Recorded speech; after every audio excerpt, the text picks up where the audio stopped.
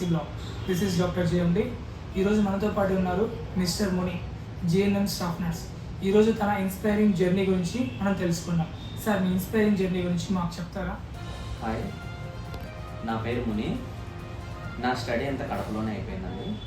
Present నేను చేసేది GNM ప్రొద్దుటూరులో సాధన కాలేజ్.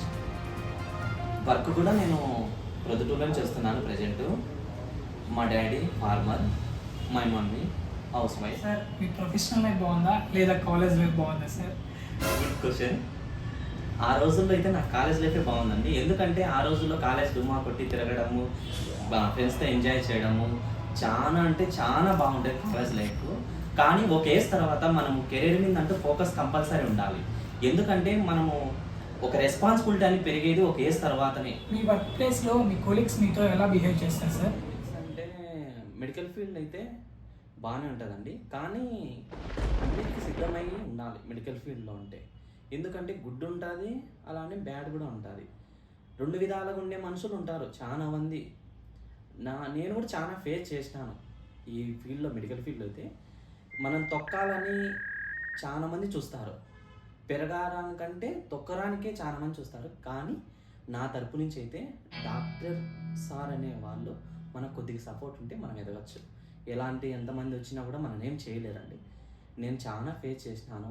నా మీదికి చాడీలు చెప్పిన రోజులు ఉన్నాయి డాక్టర్ గారికి. ఎన్ని చెప్పినా కూడా మనమంటూ మంచి పేరు తెచ్చుకుంటే మన సార్ ఎంతమంది ఎన్ని చెప్పినా కూడా వినడు కాబట్టి, మనని ఏమన్నాడు కాబట్టి అది ఒక మనకు పాజిటివ్ థింకింగ్ అవుతుంది.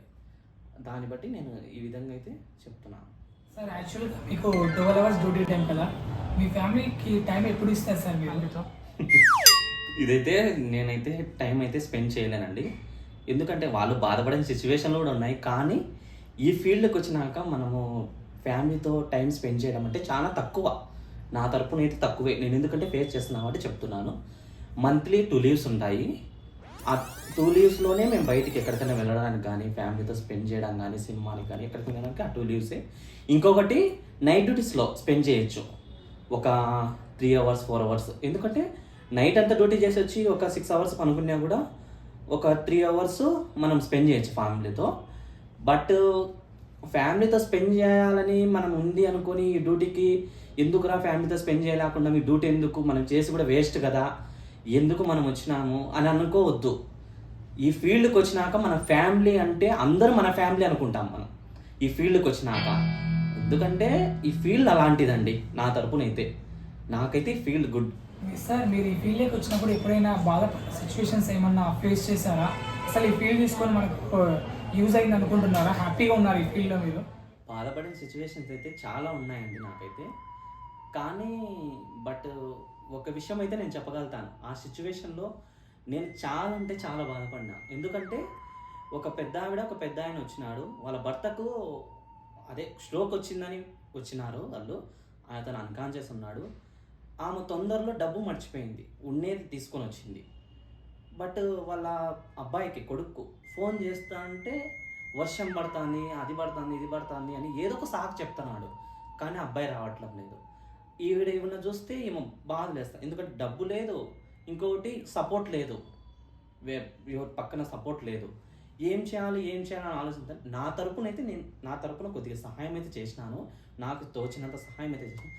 కానీ పక్కన వాళ్ళు ఉన్నంత స్ట్రెంగ్త్ నేను ఇవ్వలేకపోయినాను ఆమెకైతే. బట్ ఆమె కళ్ళల్లో నేను చేసిన కొద్ది సహాయం అయినా కానీ సంతోషం అయితే చూసినాను. నా తరపు నుంచి అయితే నేను చేసిన సహాయం వల్ల ఆమె సంతోషపడినది. నాకు అభినందనలు కూడా తెలిపినది ఇంటికి వెళ్ళేటప్పుడు. బట్ కానీ ఈ ఫీల్డ్లో చాలా ఉంటాయి బాధాకరమైన సన్నివేశాలు. బట్ మనం అన్నిటికీ సిద్ధమై ఉండాలండి ఈ ఫీల్డ్ అంటే అది.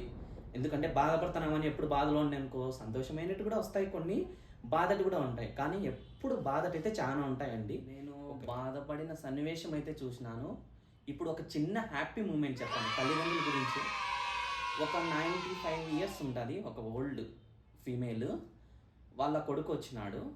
వాళ్ళ కొడుకు ఎంత బాగా చూసుకుంటా అంటే ఆ వయసులో కూడా ఆవిడని వదిలేయాలని ఆమె పెయిన్ పడుతున్నాయి ఎక్కువ. ఆమె ఇక్కడ ఫ్రాక్చర్ ఉందండి, ఇక్కడ ఫ్రాక్చర్ అయితే ఉన్నది ఆమెకు. బట్ ఆయన చూసుకునే విధానం కానీ, ఆయన చేసే ప్రయత్నం కానీ ఇంకా ఇంకా ఇంకా అనేది నాకు చాలా నచ్చింది. అలా సిచ్యువేషన్స్ చూస్తుంటే నాకు చాలా బాగా నచ్చింది. కానీ బట్ అయితే ఒక్కటి మటుకు చెప్తాను, సొసైటీస్కి అంతా ఒకటి మటుకు చెప్తాను, తల్లిదండ్రులు లేకపోతే మనం లేము. అది మాత్రం గుర్తుపెట్టుకోండి. ఆ స్థితిలో మనను కూడా చిన్నప్పుడు గన అదే పొజిషన్లో మనం కూడా ఉండింటాము. ఏదైనా కింద పడి ఏదైనా హాస్పిటల్ ఉండి అలాంటప్పుడు మనను కూడా అట్లే వదిలేసిపోయింటే ఈ స్థితికి ఈరోజు నువ్వు వచ్చేవాడిని కాదు. నా నా నా తరపు నుంచి అయితే నేను అదే చెప్తానండి. తల్లిదండ్రులు లేకుంటే మనం లేము. ఫస్ట్ నువ్వు గుడికి వెళ్ళి ముక్కుతావో లేదో తెలియదు, కానీ తల్లిదండ్రులు నువ్వు రోజుగా నమస్కరించిన అనుకో, అదే నీకు పెద్ద వరం. నీకు దేవుడు ఇవ్వాల్సిన వరం అవసరం లేదు, నీకు తల్లిదండ్రుల నుంచే దక్కుతుంది ఆ వరం అనేది. ఇది మాత్రం గుర్తుపెట్టుకోండి. నా తరపు నుంచి అయితే ఇదైతే సందేశం ఇస్తాను, మీ ఇష్టం. సార్ మీరు ఎప్పుడు ఎక్కువగా జూనియర్స్తో చేపిస్తారని ఒక టాక్, అది ఎంత మటుకు నిజం, మీరు ఎక్స్ప్లెయిన్ చేస్తారా ఇప్పుడు మాత్రం? ఎవరు చెప్పినారండి మీకు? ఓకే, అదైతే నిజమేలేండి. ఎందుకంటే ఫస్ట్లో నేను వచ్చినప్పుడు కూడా నన్ను ఆ విధంగా అందరూ అనుకున్నారు, నేను కూడా అనుకున్నా. బట్ కానీ వాళ్ళ వర్క్ నేర్చుకోవడానికే కదా వాళ్ళు వచ్చింది. ఒక విషయం చెప్పండి, వాళ్ళ వర్క్ నేర్చుకోవడానికి కదా వచ్చింది. అవును, నేను కూడా అంతే. అప్పట్లో వర్క్ నేర్చుకున్నా కాబట్టే కదా ఈ స్థితిలో ఉండా, నేను ఈ పొజిషన్లో ఉండా. అందరి దగ్గర మంచి పేరు వచ్చింది. అదే వర్క్ రాకోకుండా అనుకో, సెకండ్ ఒక 1 monthకైనా ఏమంటారు, ఏం వర్క్ రాదు, ఏంటికి పెట్టుకున్నారు, ఎందుకు పెట్టుకున్నారు, ఎన్ని కామెంట్స్ వస్తాయి తెలుసా. అదే వర్క్ నేర్చుకునే అనుకో, మనం ఈ పొజిషన్లో మనమే కదా ఎప్పటికైనా ఉండేది మనము. కానీ ఒక్క మాట చెప్తానండి, success will take a years of time. అంటే మనం సక్సెస్ రావడానికి మనకి చాలా సంవత్సరాలు అయితే పడుతుంది. బట్ ఒక్కసారిగా మన సక్సెస్ అయిననుకో, మనను తొక్కేవాడంటూ ఉండాడు. అది మాత్రం గుర్తుపెట్టుకోండి. సార్ మీ ఫస్ట్ శాలరీ ఎంత సార్? నా ఫస్ట్ శాలరీ వచ్చేసి, నా శాలరీ 5,000 అండి, నా ఫస్ట్ శాలరీ. ఇప్పుడు శాలరీ ఎందుకు చెప్పొద్దు కానీ, బట్ శాలరీ కోసం అయితే నేను రావట్లేదు. మీరు అనుకుంటే ఎవరు రాకూడదు, ఎందుకంటే మనం ప్రజల సేవ కోసం రావాలి. శాలరీ ఏముందండి, ఈరోజు ఉంటుంది డబ్బు, రేపు వెళ్ళిపోతుంది. బట్ అదే ప్రేమ అభిమానం అయితే ఎక్కడున్నా పలకలిస్తారు వాళ్ళు. మనం దావులు పోతాను, ఎక్కడ ఊరికి పోతాను, ఇక్కడ ఎదురు పడినా కూడా, ఓ అక్కడ చూసినా కదా అన్న, బాగా చూసుకున్నారు, బాగున్నారా, ఎట్లున్నారు, ఏం కదా. అదే డబ్బు చూసిన ఆ రోజు డబ్బు ఇచ్చిపోతే వాళ్ళకు కృతజ్ఞత ఉండదు. నేనైతే శాలరీ కోసం అయితే రాదు, నేను శాలరీ తీసుకుంటున్నాను కానీ నేను చెప్పను. బట్ నాకు బాగుంది శాలరీ. సార్ మిమ్మల్ని ఎప్పుడైనా డాక్టర్స్ ఏమన్నా తిట్టిన రోజులు అయితే ఉన్నాయా సార్? సార్ వాళ్ళు అయితే నన్ను తిట్టిన రోజు చాలా ఉన్నాయి, నేను చెప్పుకోవాలంటే చాలా ఉన్నాయి. బట్ నన్ను ఎందుకు తిట్టినారు, నేను నేర్చుకోవాలనే కదా తిట్టిన వాళ్ళు. నన్ను ఎందుకు బాధపడతాను, నేను బాధపడను, ఎప్పటికీ నేను బాధపడను.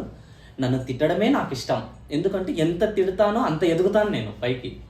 తిట్టకోకుండా ఏమొస్తుంది, వాడిని పట్టించుకోనట్టే అర్థం. నా పొజిషన్, నా సిచ్యువేషన్లో అయితే, నా ఆలోచనలో అయితే తిట్టకోకుంటే నన్ను పట్టించుకొని అర్థం. తిడుతున్నారంటే నన్ను పట్టించుకుంటున్నారు, ఇంకా నేను గ్రోత్ అవుతాను అన్నంత నా కాన్ఫిడెన్స్ ఉంటుంది నాలో. నాకు ఇష్టమే అండి డాక్టర్ తిట్టడం అయితే. ఈ ఫీల్డ్ అయితే నాకు ఇష్టం. మీకు ఏమనిపిస్తుందో నాకైతే తెలియదు. సార్ ఏమన్నా చెప్పాలనుకుంటున్నారు? First of all pharma block వాళ్ళకు థ్యాంక్ యూ సో మచ్ అండి. ఇలాంటి మరిన్ని వీడియోలు ఇంకా చాలా చేయాలని నేను కోరుకుంటున్నాను. ఇలాంటి బ్రాడ్కాస్ట్ వీడియోస్ చాలా చేయాలని నేను కోరుకుంటున్నానండి. Thank you for watching. Like and subscribe అండి.